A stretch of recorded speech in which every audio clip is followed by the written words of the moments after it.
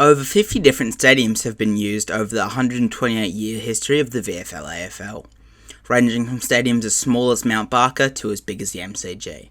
But what if I told you there was once a major stadium, so important it hosted over 250 VFL games, numerous VFA finals, and even a VFL Grand Final? This is the story of the East Melbourne Cricket Ground, the forgotten major ground.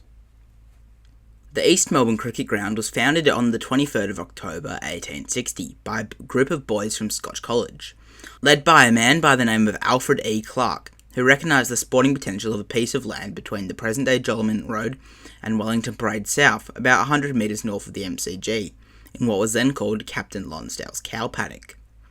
This ground became home to the East Melbourne Cricket Club, who would become fierce rivals with the neighbouring MCC, who the EMCC often beat on the field but lacked in prestige and off-field power.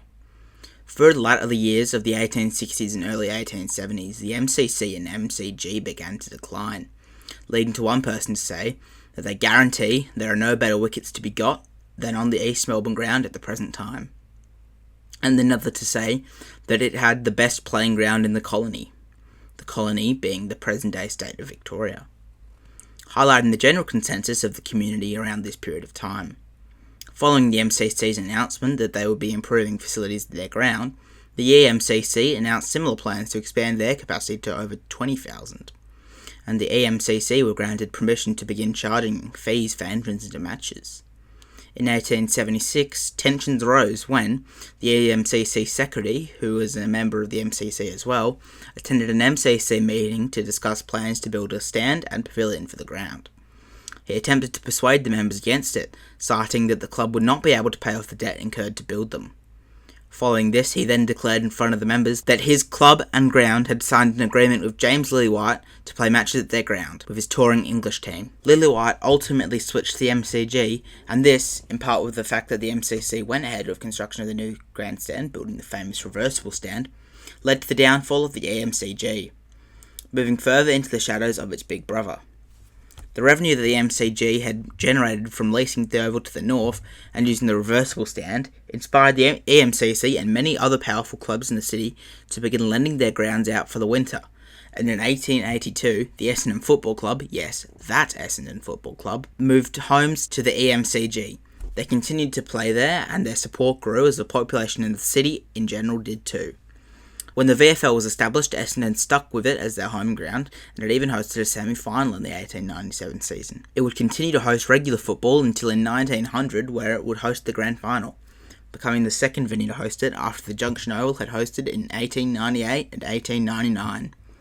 The ground would continue to host regular games, and would only host one more final in 1901, before the MCG transitioned to hosting nearly every finals game, including every grand final, with some exceptions. Ultimately, electrification of the Melbourne rail network in the early 1920s would require additional sidings to store trains, and the decision was made to expand the existing Jolimont Flinders Street yards, therefore requiring the acquisition and demolition of the East Melbourne Cricket Ground as a result. 1921 would be the final season of footy and cricket at the venue, and in round 17 on the 10th of September, the last game would be played there, with Essendon trailing by 23 at three-quarter time. They would come back in the final term to draw the game, putting to rest a 61-year chapter of sport at the venue. But what remains of it today?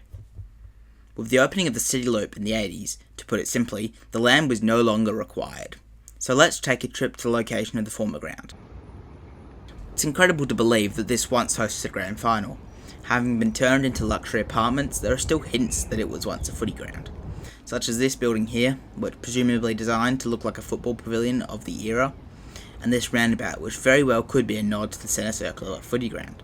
But other than that, there is no official signage indicating that there was once a major footy ground on this site, and many residents may be totally unaware. It is definitely something the other major ground turned into a housing estate in Waverley Park improved on.